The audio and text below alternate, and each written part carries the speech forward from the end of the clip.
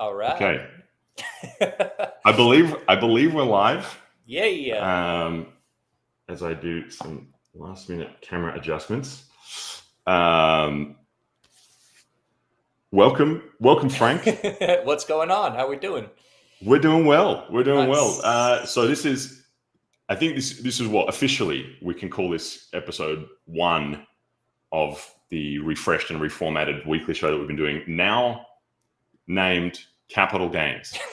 And the capital gains. And what is it? It's, I guess, a weekly show, and we're breaking down everything at the intersection of gains and politics and policy in DC, defined somewhat broadly. To use Trump's words, we're winning, right? So we're winning. We're going to win so much. We want to talk about the gains that we're making. We want to talk about them. There's going to be so many gains, and they're going to be so big that we actually had to devote an entire show to just breaking down the gains. That's it. It wasn't enough for me to launch Bitcoin politics at the beginning of the week. I needed to launch 2 shows this week. So now we're a lot of people, the thing is, a lot of people launch one show in a week. That actually happens every week. People launch one show. What people don't do is they don't launch 2 shows in 1 week until now. It. So congratulations to Frank Corva, White House correspondent, Bitcoin Magazine. Yeah. Not content with just scribbling away your little stories online. Now you're a multi-channel, multimedia superstar. So thank you, Frank, for humbling me by creating this show with me. Julian does all the work, as I mentioned last time, but Julian does amazing work behind the scenes here. But what we're going to do for those who maybe haven't tuned in yet is Julian and I are coming at this from different ways. So he has an amazing site, bitcoinlaws.io, where he's connected via quadrillion APIs to everything happening from the federal to state level when it comes to Bitcoin and digital asset legislation. And I'm, as you might see from my X feed, in different places on different days and running around a lot. Most recently, this week, a lot of time in the courtroom at the Tornado Cash hearing. Needed a break from that today. It's quite intense in there. I described this last night. We did an event at PubKey last night where me, Eleanor Terrett from Crypto in America, David Morris from The Rage, and Jennifer Rosenthal from the DeFi Education Fund sat down and had a conversation, brought everybody up to speed on the trial. And Jennifer said, what is the vibe like in there? And I said, have you ever gone to like a religious service, like church or something when you were younger, and you're sitting in these wooden pews and you're just like bored out of your mind? It's like, yeah, that's kind of like the vibe. It's just very, very procedural. It's like, and there's moments, don't get me wrong. There is, I don't want to call it exciting stuff that's happening. There's consequential stuff that does happen, but a lot of what happens in the courtroom where I'm not allowed to have my phone or computer, electronic devices, you're just sort of sitting there, but literally like people are bringing books at this point because it's just like, you get the gist of what they're talking about. You know when to look up, to take notes and all that kind of stuff. So happy to be talking to another human being here today. Almost happy to be sitting in front of a computer screen, which I rarely say. So. It must be a good dopamine detox. Yes. Sitting in these trials, right? Yes. Like it's speak for myself, but if I was to sit in a courtroom for an extended period of time at this point, I feel like it would be the longest single stretch of no screen time I may have had in years. I don't know. So I'm sure that must be maybe not a thrilling experience, but at least a somewhat novel one for you, Frank, at this point in time. Puts me in touch with my screen addiction for sure. It lets me know exactly where I'm at with that. The withdrawal symptoms are real. Yeah. So it is what it is. But yeah. Well, as I pull up my X feed right now, we've now got double Frank on the screen. Frank. But here's your recap, I think, from yesterday. I'm not going to play the video. No, please don't. But I guess there's probably a ton to talk about with Tornado Cash. We've, I guess, for a couple of weeks in a row, we've been introducing people to the trial. Maybe we don't need to spend a ton of time on the background and everything. But maybe just first, before we get into anything substantive, just where are we at procedurally? Yeah. Like what phase of the trial are we in now? Great question. I would say to get a full overview before I start, go to PubKeys. maybe their YouTube page and their X handle. And we did a talk, as I mentioned last night. That was like a 2-hour talk on the trial. So we're not going to do that sort of depth here. But procedurally, to your question, yesterday, the prosecution, the government rested. They are done bringing their witnesses to the stand. And we heard from the first witness on the part of the defense, which was a Mr. Van Loon. There is some background with Mr. Van Loon. There was a civil case around his using Tornado Cash. I'm not going to get into that because I'm honestly not that familiar with it. But what was notable about his speaking yesterday, his testifying, was that the judge, who has been very, very big on making sure that both the defense and the prosecution stay focused on addressing the counts at hand and not necessarily on addressing what Tornado Cash is, whether it's a privacy-preserving technology or not. She's really tried to do her best to squash a lot of that rhetoric when it comes up. But she did allow yesterday's first witness on the part of the defense to speak about how he used Tornado Cash as a privacy-enhancing service. And that was, I think there were 3 objections from the prosecution as he did that, and she overruled all of them. So I thought that was actually a nice signal from the judge. Like, look, I don't think she's going to let all of the witnesses talk like that, meaning she's going to want to make sure that they're focusing on the 3 counts in the case. But it did show some leniency, and she has not, I would say she's been borderline sort of biased. I think she does her best to bring levity to things. So she makes jokes about things like, oh, we're just going to hear about more privacy now. But it's like, you just kind of sound really biased. And I don't think that's really a good thing. But she did allow for it, which I thought was good. The prosecution, I would just say, did an okay job. I mean, it's hard. It's really difficult for me to tell. And I don't think my opinion matters all that much compared to the jury's opinion, obviously, because I have all this knowledge of the technology. I know the sorts of people who are using it, but I just keep trying to think, like, if I had no idea what Tornado Cash was, and I hear about this guy, and there's North Korean hackers putting money through it, and there's 15 other hacks that put money through it, and it's over $1 billion in funds. If I had a very elementary understanding, or maybe no understanding at all, of blockchain technology, of what Ethereum is, and now I'm trying to understand what a mixer is and how some people use it for good purposes, it's really difficult for me to put myself in that position. I will say that the jury has remained attentive. They do seem, just not by dozing. The looks, yeah, they're not dozing. They're paying attention. And also, I think the judge has done a good job in making sure that there are multiple breaks throughout the day, and the actual amount of time that they're listening, I think, is below 6 hours a day. Not that that's a small amount of time, but things start at about 9:15. They end at 3:45. This is all Eastern time.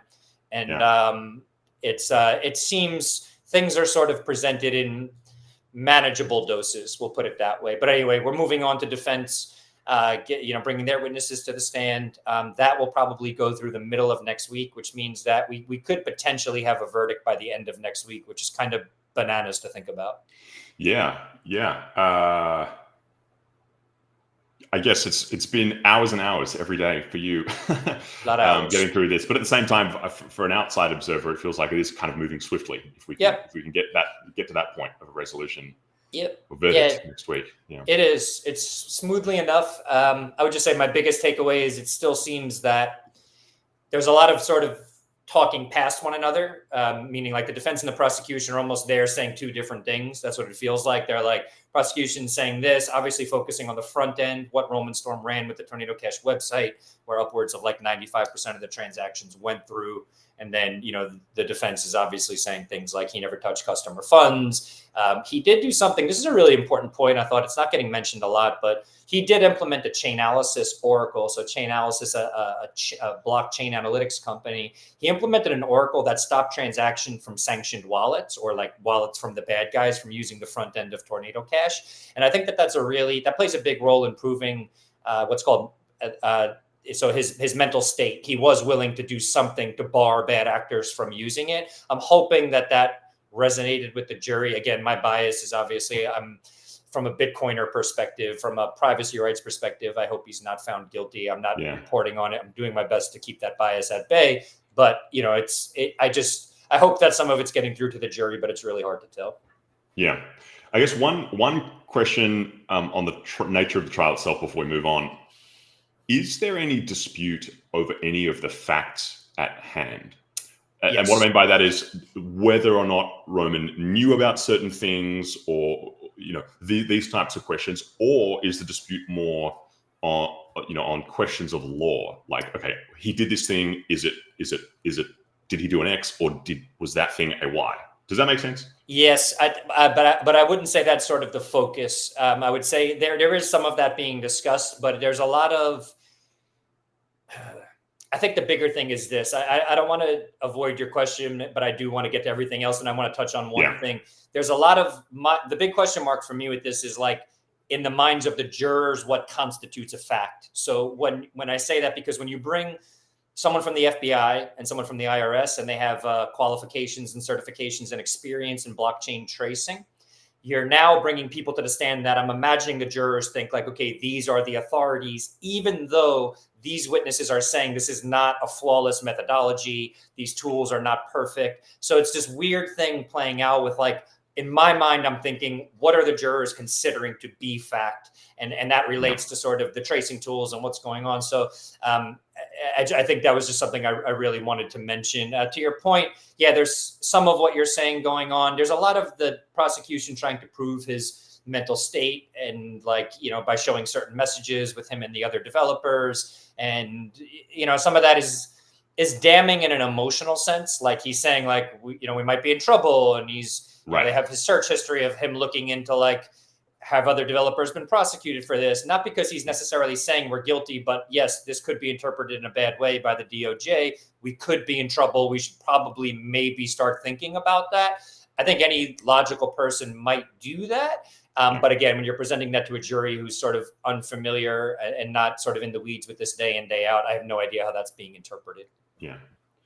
It's crazy how often this happens in criminal trials. People have Googled about, like, am I doing the wrong thing? I just feel like it's such a common story. I guess that's one takeaway. If you ever find yourself in that situation, Googling whether you're on the wrong side of the law, be aware that could turn up in a trial. It's a thing.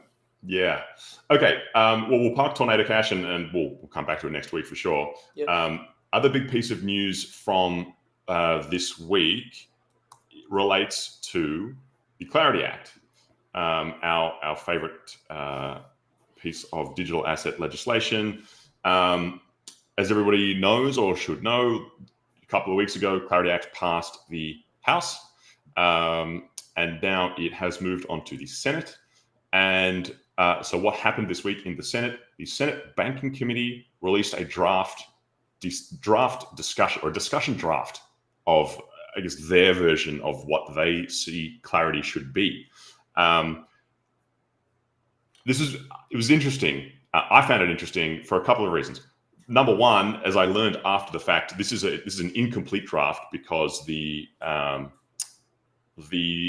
markup process for clarity is divided between two committees in the Senate, the Banking Committee and then the Ag Committee, and they are responsible for essentially two halves of what happens in clarity. Banking being responsible for everything under the SEC's purview, and then Ag being responsible for the commodities portion, so being kind of CFTC. So what we know about this Banking Committee's draft, it kind of doesn't have any of the commodity stuff in it, so it's incomplete. That's first interesting point of note if you're kind of following along with the process. The second part is, as we'll get into, this is not. This isn't kind of crossing the I's and dotting the T's and correcting some typos from the House version. This is quite different on substance of how a couple, not everything, but how a couple of core pieces of this thing works. Namely, the determination of this division between SEC and CFTC, or in other words, this determination of what is a security and what is a commodity. And so I think we can get into the details of that in a moment, but maybe it's also worth noting that I think you probably know more than I do, but the portion of the Clarity Act dealing with the kind of custody issues, privacy protections, blockchain regulatory certainty act, that has made it through. Am I right in thinking that? That part has. There have been some other provisions that would protect developers that have actually been taken out. I just learned that from someone, my guest for my other show, Bitcoin Politics. Can't say who that was, just literally got off that call though. There are some provisions she's not happy with that have been taken out, but generally speaking, this idea of people who are creating non-custodial tech under this bill not being considered money transmitting businesses. That's still in there. I will say I did hear from some people in the know in DC yesterday that Democrats do not like this language being included in it. They're not a fan of this language being in there because they're worried about illicit finance, as are some Republicans. Not that other Republicans aren't worried about illicit finance. That's not, I should maybe rephrase that, but their concerns, some of these other people's concerns are so great that I've been told that some of them do not want to see this pass with this language in there. And this is with generally the BRCA language, or some of these right? Okay. Yeah. So the language around the non-custodial development is stuff that I've been tweeting about and quite excited about to see in there, so that we don't see another Tornado Cash, we don't see another Samurai Wallet indictment where people are getting indicted or for conspiracy to commit to operate an unlicensed money transmitting business. So if we have it codified into law that if you're creating this sort of tech, you're not operating a money transmitting business, whether that's a crypto mixer or even as something as simple as like a Bitcoin wallet, these things could be considered, those people who make these things, the companies could be considered money transmitting businesses if we don't see language like this codified into law. So there's a lot at stake here with this stuff. Yeah. And look, to play devil's advocate, it is true that these technologies, Bitcoin wallets and whatever, they really can circumvent some of this, some of the existing legal framework. Yeah. Right. The idea that hey, we might believe that we should be able to send money privately and send Bitcoin privately anywhere in the world. The law does not agree with that as it exists today in the United States, right? And so if you have a non-custodial Lightning wallet provider, totally anonymous, and you can send Bitcoin anywhere to anybody, anytime, well, that's the type of issue that can arise. Yes. And I think there's one thing I want to say here. We often talk about this stuff, and I think sometimes we don't address the fact that while we sometimes say, yes, we know bad actors can use this, I will say this: sitting in the Tornado Cash trial, listening to people who have been victims of scams and then maybe had their funds through Tornado Cash, or just listening to the amount of money that's gone through it, I don't feel good leaving the courtroom those days. I'm not like, oh, thank goodness the DPRK, the North Koreans, Lazarus Group can put money through a mixer. That doesn't make me feel good. It takes me a minute to process that stuff. And also, I think it's just important, if we're being intellectually honest, to acknowledge that it's a problem.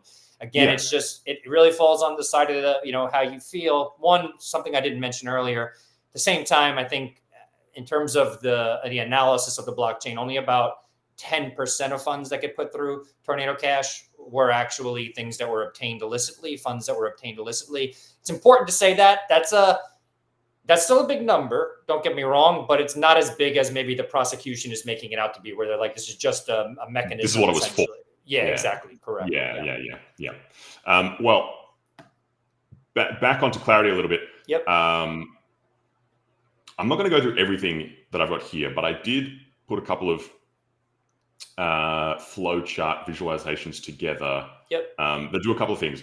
One is explain the kind of the status quo. Maybe that would be like somewhat informative if we just get a sense of like when we talk about digital asset market structure, what does that mean? What does it look like today? Yes. And where are we actually going here? And so, like I said, I'm not going to spend a ton of time on this, but this is kind of more or less what the status quo is like today, just for the folks who are uninitiated. And it kind of works like this. There are a bunch of digital assets and tokens and coins out there. And if you've issued one, or if you operate one, you don't really know where you stand under the law until the SEC takes a look at it and either does or does not decide to basically pursue an enforcement action against you. Yep. And so then if they do, then we that's where we get to our good old friend, the Howey test, and we ask, hey, is this investment contract? Is it investment money in a common enterprise with an expectation of profit derived from the efforts of others?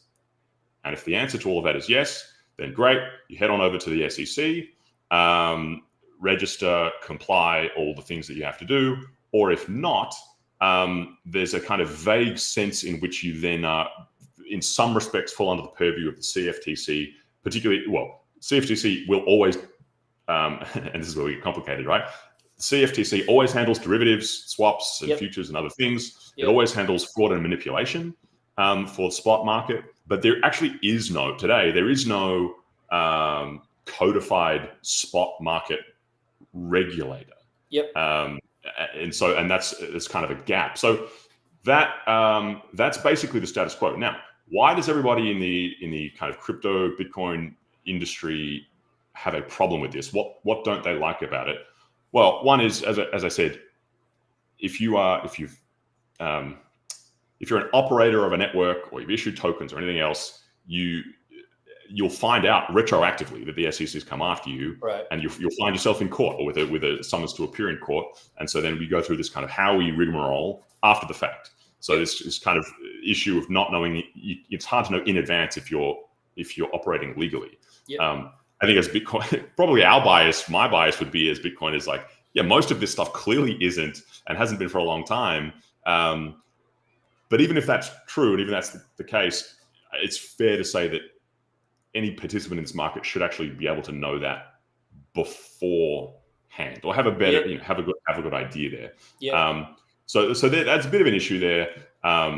Obviously, there's confusion around the kind of overlapping turf of the SEC and CFTC.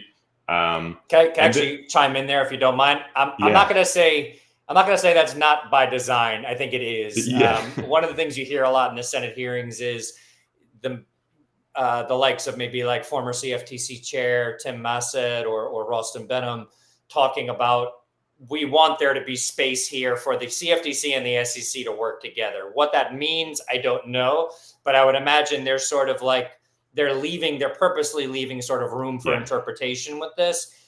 I have mixed feelings about that. Part of me thinks like, then what are we really, isn't that what's been going on since before this legislation? So what that ends up looking like, I don't know, but I think it's something to pay attention to for sure. Yeah, for sure. This idea that, well, we want these agencies to cooperate and do things jointly and work together, but then in practice, you just have a bunch of gaps everywhere. And people fall into the gaps and then don't know where they stand. Right? Yep. I guess another issue here is there's not a codified way today to graduate from security to non-security. So in other words, a project might start on the wrong side of, let's say, decentralization threshold. Yeah.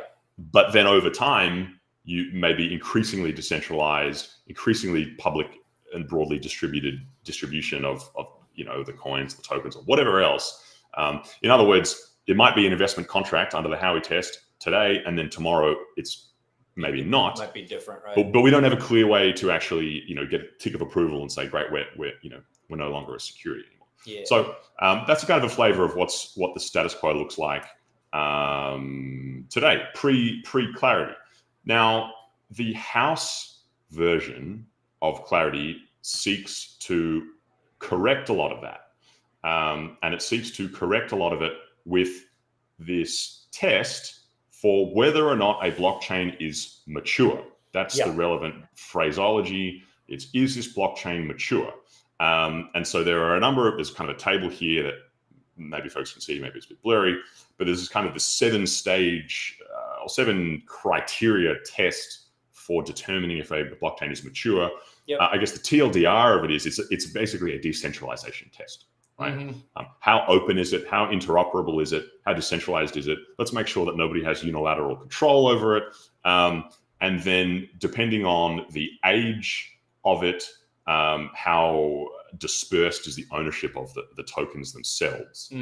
So there's some leeway granted if you're a bit older to there's kind of a lower barrier to get over there in terms of the test of that 7th step down here. All that is to say, just think of it as like a decentralization test. Is it decentralized enough or is it not? And if it is decentralized enough, then we would head to the CFTC. And if it's not, then we would go to the SEC with a little provision there you can kind of escape SEC purgatory, right? And certify and then get back over to the CFTC. So that's what the House version of Clarity seeks to do. Now, as we said, we've got this banking version, the Senate Banking Committee version that's just been introduced with something slightly new.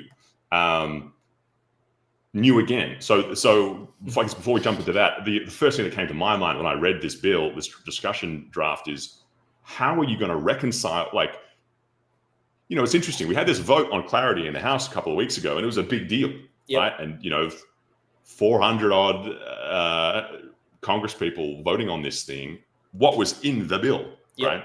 Now we've got something that could potentially look quite differently that has the same name working its way through the Senate. So my first thought was, well, even if, at some point you're going to have to reconcile this, like there's a reconciliation process between the two chambers, that in itself could be a headache, even if we get to the point where we pass the Senate. But I guess that's a problem for a future date. So the kind of the quick version of the Senate banking draft is it does away with this decentralization test. That kind of 7-step, is it decentralized, is it not?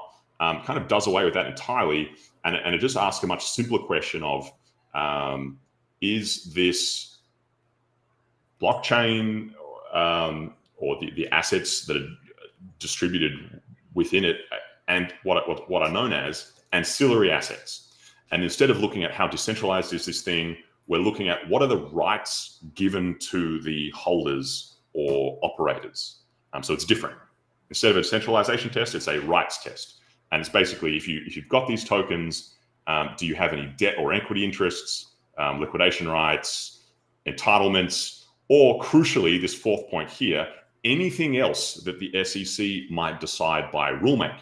Right. So this is an important difference too, because the SEC would, under this Senate version, the SEC would get a bunch of discretion to regulate, as regulators do, but basically decide what are other relevant financial interests that might fall under this ancillary asset test. So it puts a little bit more power and a little bit more discretion, kind of putting the ball back in the SEC's court. And so then again, how the test works is, well, if the answer is, so if it is an ancillary asset, you don't have any of these rights. And so then you don't have any of the rights, you go to the CFTC, and vice versa.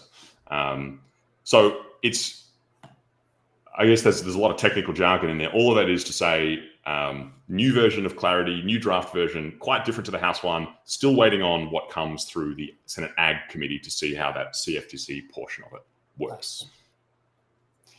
This is stuff that Julian is good at that Frank is not that good at. So just want to thank Julian for doing this kind of stuff, because this is harder for Frank. Frank likes to be out there in the wild, seeing what's happening. So this stuff is really in the weeds. Again, with clarity, again, what I'm obviously, as just someone who doesn't want to see any further crackdown on devs, I'm going to be paying close attention to whether or not any more of this language gets removed. This is my biggest concern with this bill, and any of the language from the Blockchain Regulatory Certainty Act, which is actually, it's just 2 pages of text, but really valuable text, and hoping to see as much of that incorporated as possible. But in the meantime, we have Julian's incredible brain doing stuff like this for you. So you can give a round of applause wherever you're sitting there. Yeah. Well, thanks. Yeah, you can always, you can then, of course, go and fact check everything that I've just said with the people who are actually in the room doing it.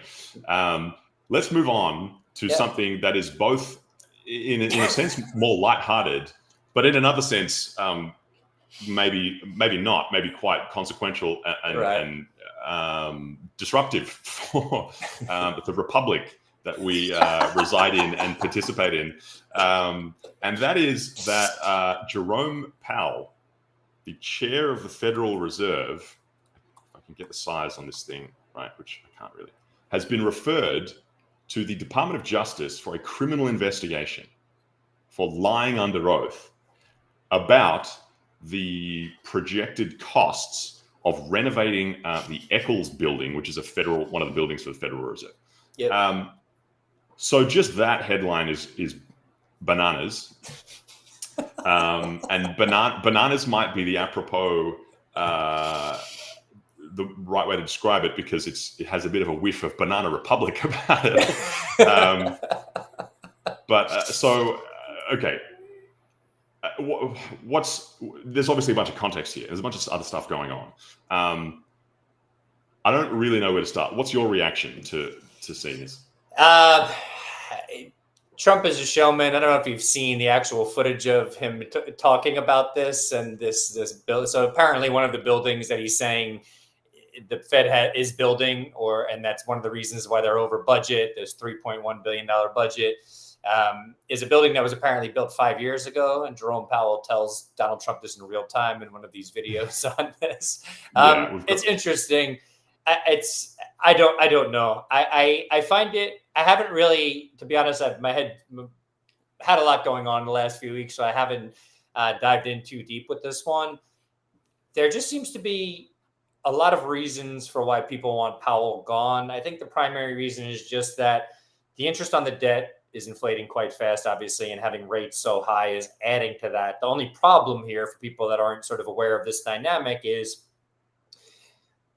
inflation is okay right now. I think things are pretty good. I mean, I would say asset prices are quite inflated right now. Usually that's a predecessor to consumer goods being inflated. So I'm a little bit nervous that we start seeing a cup of coffee go up more in the near future, or the grocery bill a little bit higher, just because people on paper, because asset prices are higher, have more money. So I'm a little nervous about that. I get where Trump's coming from on one level, where he's like, we don't want rates to be so high around the world. They're not so high, blah, blah, blah. I get all that. I'm just a little bit nervous that lowering them is just going to have even more money flow into assets, and things are going to run essentially too hot. With a lower cost of capital, dictated by the Fed, I think that there's a real possibility of that happening. But to quote Lynn Alden, sort of nothing stops this train. From both a fiscal and monetary perspective, we're in a position where we're probably moving into a very high, we're going to be in a highly inflationary environment through, I think she says, maybe the beginning of the 2030s or so. Yeah. So I don't really know that there's much to do here. In terms of the way President Trump is going about it, it's interesting. So it's not just President Trump, though, right? So we'll get into that in a moment. Yep. Before I do, just a little bit of additional context. What is okay? So Powell's been referred to the Department of Justice for what exactly? Right. Well, this is the charge. This is the allegation that he was testifying under oath in Congress about the renovations to this building and misrepresented Congress about how much it would cost. Yeah. That's about it. So I think the first thing to say is, if every single person who ever testified in Congress was held to that standard of truthfulness, no one would ever get on a plane to Washington, D.C., right? Totally. I think it's a bit of an absurd, thing to do. Now, so you kind of alluded to what's going on behind the scenes, right? Trump, and not just Trump, but I guess many other Republicans have been pressuring Jerome Powell increasingly publicly, increasingly vociferously to lower interest rates. Well, not just lower interest rates, I should say, to resign, right? And in fact, let's take a look at some of what's going on. Senator Cynthia Lummis, who we both have a lot of respect for. Some of the things that she said, right?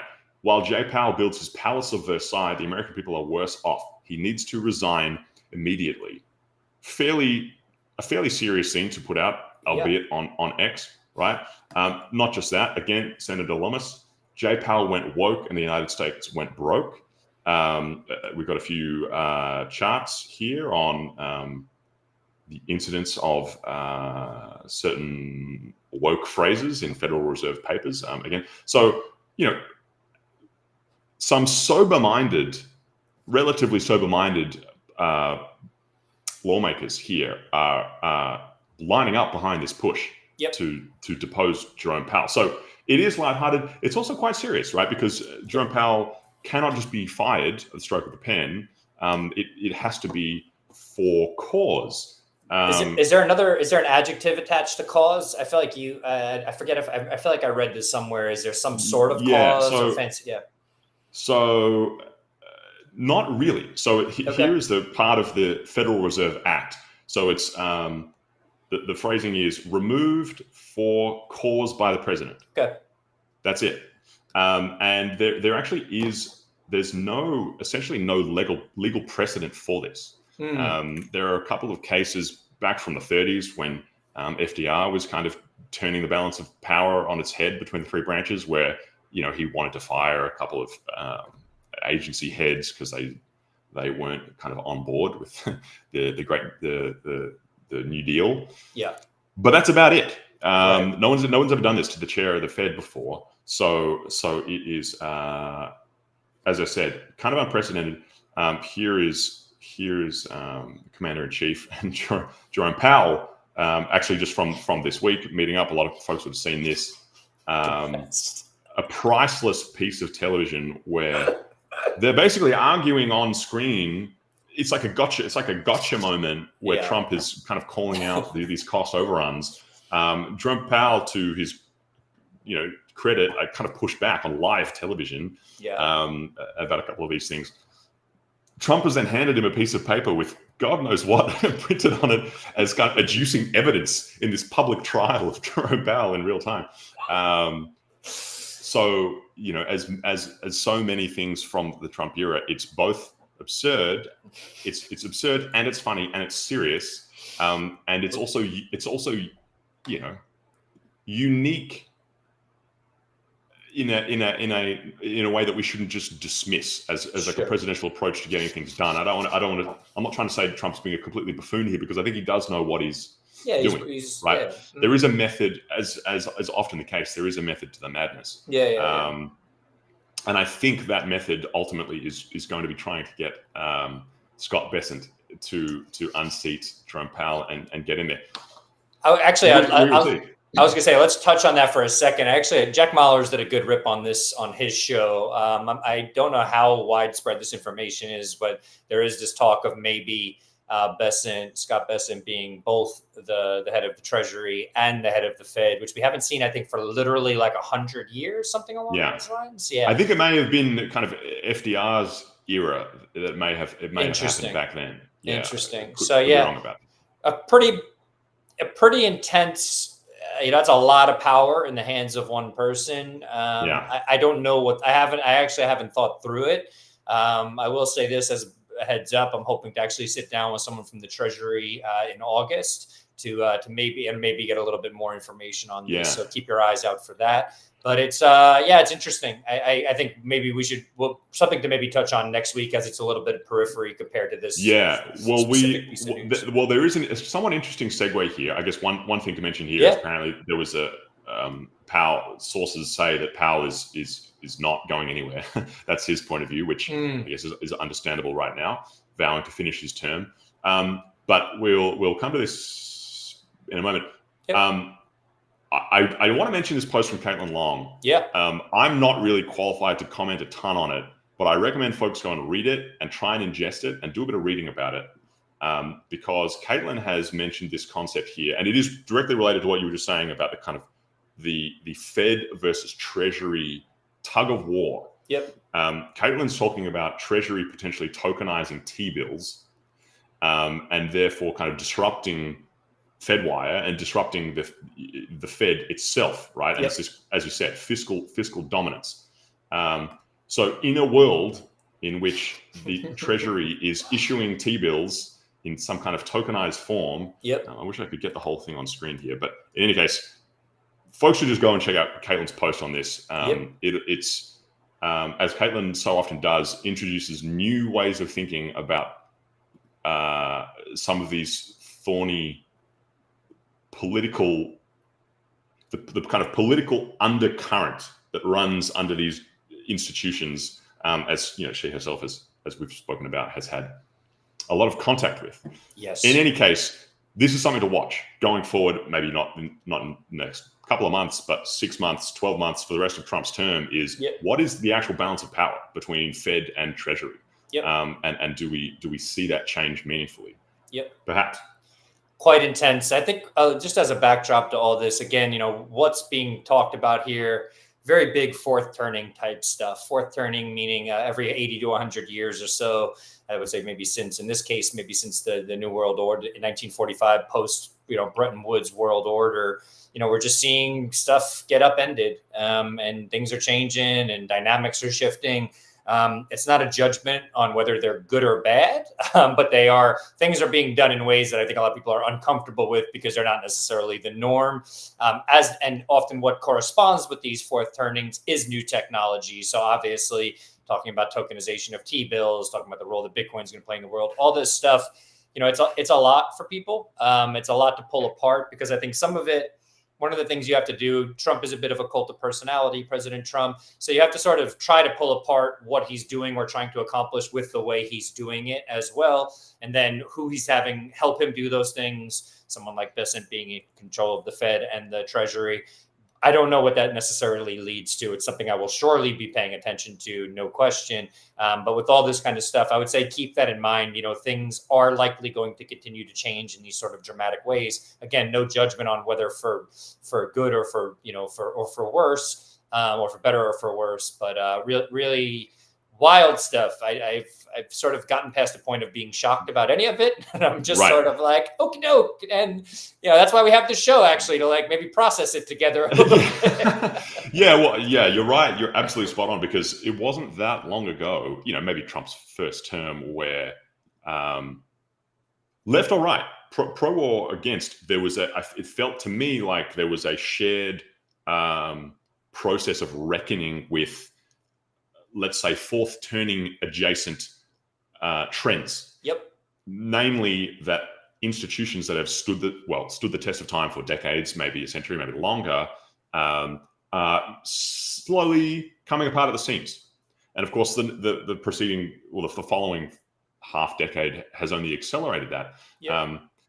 I guess, I'm not going to get on a soapbox, and this maybe will sound like just a platitude, but just tying it back to what we've seen with Trump doing things like coming after Jerome Powell, I guess I would say, if we have this model for what's happening, where it's like, we're going through this fourth turning process, so kind of reorganization radically of institutions. I guess my question would be, what would you expect that to look like, if not for new crazy, unprecedented, silly looking, radical looking actions from people like the president?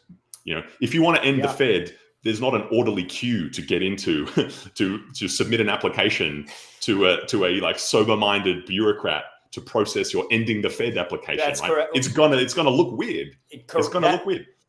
You just said what I was trying to get to, so I appreciate that. I'm glad we do this together, because I would have just been going on and on about shit where I'd be like, stop this nerd from talking about this stuff. I think that's exactly what it is. There's no button to press to say, okay, now the Fed gets ended or whatever, or now we're gonna show you. I know you're watching something that's being done. I was an analyst that put it this way, in like a WWE fashion. It's being done with like this sort of like chest puffing, sort of like, this is how it's going to happen. But again, to your point, I can't expect it to look any other way. There's a discomfort about it for sure, because again, it's not what we're used to. And again, I get it. Bitcoiners are supposed to hate the Fed and all this kind of stuff. I get it, but it doesn't make change and all this kind of stuff.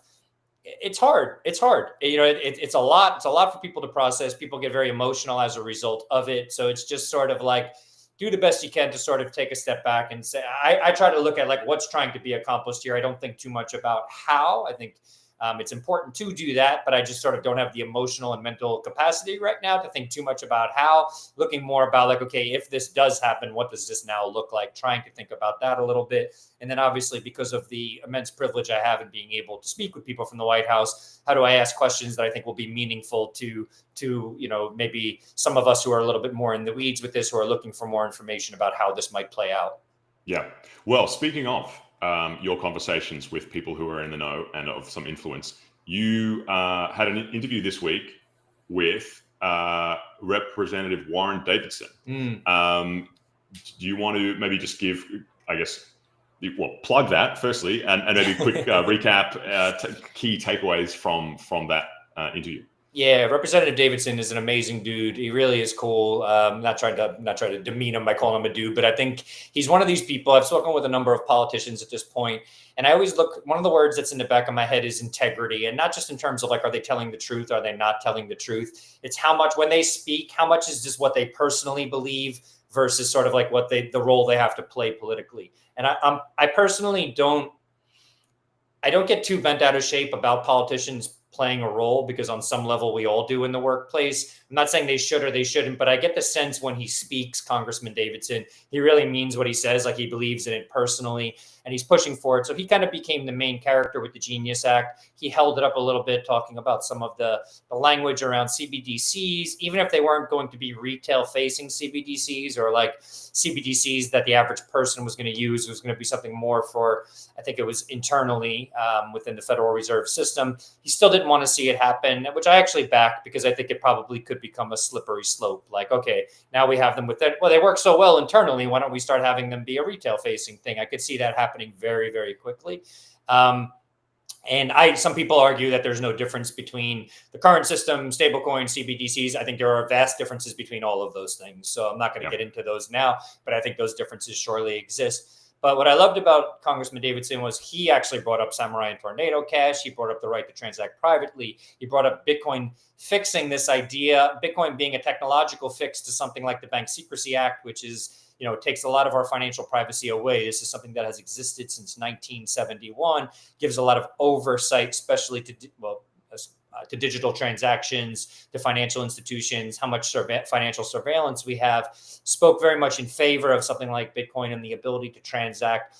I won't say, I'll say privately, but I won't say anonymously, but maybe pseudonymously, because especially without a mixer, there are touch points that make Bitcoin fairly easy to track back to the person who's using it. But he made a really beautiful point, which I was honored. He had his team or himself, I don't know who chopped up the video, but this segment of the video that Julian has on screen there is him talking about this difference between the difference in the language of the right to infringe upon, or prohibiting someone from infringing upon, or the difference between infringe and prohibit. So in the Second Amendment, so it's like the idea is that you can't infringe upon people's right to bear arms, not just prohibit, but even sort of like try to sort of navigate your way into sort of making laws around the right to bear arms, not just a cold, hard, black and white line of prohibit or not. And he thinks there's a similar dynamic that we need to pay attention to when it comes to our ability to hold our private keys and transact privately, pseudonymously, all of this stuff. So he spoke with great nuance. I really highly recommend listening to the interview. It's only about 17 or 18 minutes long. It's a relatively kind of short lift, to the Bitcoin Bugle. I think they might be listening. This goes towards your 40 hours of podcast listening a week, so please do it. I did make the distinction. So if you're a White House correspondent, these are technically shows. They're not podcasts. That's the distinction, but they still count as podcast watching. So podcast is an umbrella term. That's right. That's right. Yeah. but a show it's like a premium podcast. That's it. Yeah. Obviously, we're being facetious here, folks. But anyway, really, really cool stuff from Congressman Davidson. Really enjoyed talking about how he became the main character last week, how he dealt with that, why he was so sort of adamant about what he was adamant about. And he also talked about how they did miss some things in Genius, certain things that he wanted to see happen, but he believes that those things might end up being included in Clarity. So great conversation. Really appreciated Congressman Davidson for taking the time to do it. Was honored to have the conversation. And definitely check it out if you get the chance. Nice. Well, I guess why don't we just a couple of last things to touch on? Well, why don't we talk about what's coming up soon, please, next week or so? Yeah. We mentioned Tornado Cash, potentially resolution next week. So you will be, again, I suppose, reporting on that on a daily basis throughout the week. Semi-daily. I'll be there as frequently as possible. Yeah. As much as you can. Yep. So we expect Tornado Cash movements for sure next week. We also expect a kind of a big one from the White House, which is the Trump admin's Digital Asset Working Group report, which I don't know if folks remember, but I'm sure many Bitcoiners will. If you rewind the clock to the beginning of the Trump term, this was one of the first executive orders, strengthening American leadership in digital financial technology. And then, of course, within this executive order, it established this digital assets working group, and it said, hey, in 6 months' time, you got to deliver us this a report on a number of different things, including something that subsequently got confused, but was this idea of a digital asset stockpile. Yep. So again, this feels like ancient history now, but when this executive order came out, I think people saw this part of it, which is okay, the working group is going to report on this digital asset stockpile. And I think the interpretation at the time was that's going to be SBR stuff. Yep. So in 6 months' time, now being next week, we're going to get this report on, hey, how should we do an SBR, a strategic Bitcoin reserve, and how is it going to get done?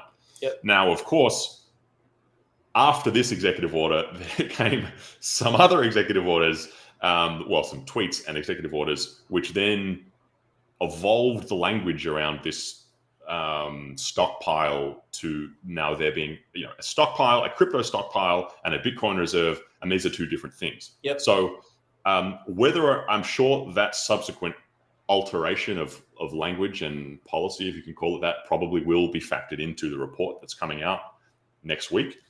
All of that is to say, if you read this language now, you might think it's just going to be about the crypto stockpile. I don't personally think that's going to be the case. I think there's going to be stuff about acquiring Bitcoin in this report.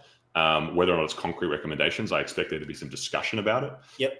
So I would expect next week on July 30th, we are going to get a White House report on, amongst other things, a potential roadmap for SBR development. That's my bullish, optimistic prediction for next week. I would tend to agree, and I think part of the pressure there came from Ms. Lola Leitz uncovering through the FOIA request that we touched on last week that the U.S. Marshals are only holding about a little under 29,000 Bitcoin. So I think that now that information is public, I think it's sort of like, we better probably speak to this, because I have personally asked members of the administration about this, and they haven't wanted to talk about it. But it's good to see. At least what I have to give them credit for. I mean, at least they're reacting to it. At least ideally they're reacting to it. We'll hear what they actually have to say about the SBR. And again, SBR isn't like, in my mind, the most exciting thing, but I constantly cite David Zell from the Bitcoin Policy Institute when he says, like, it's prudent for countries to have some Bitcoin, and for companies and for individuals, like everybody should have a little bit of Bitcoin. And that's my take on it. I'm not adamant about the US going out there and acquiring as much Bitcoin as possible with taxpayer dollars and all that. But in terms of, we have other strategic reserves. I don't think there's any reason for us not to have some Bitcoin strategic reserves as well. So I'm looking forward to see what that is. And the big thing that I'm watching out for is whether or not we see words like bit bonds mentioned. So like Andrew Hones and Matt Pines talking about ways that the government can issue debt where 10% of that issuance goes towards buying Bitcoin. Really, really excited to see whether or not that's still sort of maybe too, there was a good word someone used, too exotic for the government to begin considering, or whether it is something that might be on their radar and one of the budget neutral strategies, to quote them, that they might be considering. So we'll see. Yeah, well, look, I'll say this. One of the other things we saw this week was a similar report from the artificial intelligence working group, whatever it's called, right? Yep. Their White House report, due at the 6-month mark, was released. I haven't read their whole report, but I will say this: it's fairly, from my take, I'm not an expert, but it's fairly sophisticated, and there seems to be at least an attempt to approach some high level issues. For example, open source versus closed source, and the strategic importance, right, of the differences and the important nuances, right, to the United States. So if the digital assets working group team approaches their report with anything resembling the same kind of rigor and analysis of the AI report we just saw come out, it wouldn't surprise me at all to see actually a fairly detailed, high-level discussion of a lot of these nuanced issues. So again, I'm optimistic. I think it's going to be interesting. Same here. And there's one thing I want to point out that this is what I was, I guess, also trying to get to a little bit earlier with the fourth turning stuff. And also, like, I don't pay attention too much to the sound bites and all that kind of stuff, or the way President Trump approaches stuff with his own strategy. But I think what we just did here by highlighting this stuff is you can obviously see that he has very, very intelligent people actually drafting these things. So it's really important to sort of look at what's being done behind the scenes, especially as it pertains to Bitcoin, digital assets, AI. There was also something else that came out in executive order about the cutting of red tape and facilitating more data centers in the United States for AI. Part of me thinks that will also have an effect on more data centers being built for Bitcoin, because more of these companies are sort of doing a little bit of both, more and more. I think Core Scientific, a bunch of these miners are pivoting to AI as well. So something says, there's going to be a deep interplay between Bitcoin and AI, in my humble opinion. And I would say that there's very, very intelligent people working on this, but also just simply the fact that it's on their radar and that they understand the strategic importance of this is something worth noting. The actual way that this stuff is being drafted, I think, is even above and beyond in that regard. So I think it's exciting to see that people are thinking about this stuff with nuance, because these are really big issues, and we should be sort of ahead of the curve on them. Yeah, absolutely. Well, I guess I'll also just flag that I think I'm going to attempt, when this report comes out, I might jump on a stream and kind of read through it and have a live reaction to it. I'll certainly write something in any case, but yeah, we'll have a lot to digest next time we chat. Love it. With that, I think that's probably through whatever we had on our agenda. Shall we wrap it up, Frank? I think we should wrap it up. Maybe next week we'll dive a little bit more into some state level stuff, if you catch anything. Again, pardon me for the time being, I'm not as in the weeds in terms of what's being submitted. I'm not deep into bills right now or anything, only because of being, like I said, away from my phone and computer for most of the day in the Tornado Cash trial.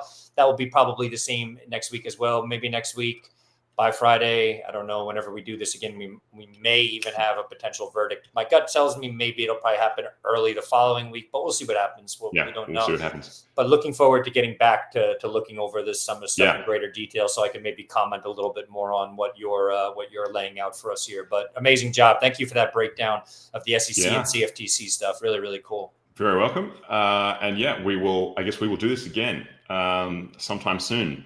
Boom. But until that time, Frank, thank you for joining me on your newest show. Our newest show. Yeah. Our show. And we thank everybody else for tuning in too. Appreciate you being here, and join us next time. That's it. Take it easy, everybody. Have a great weekend.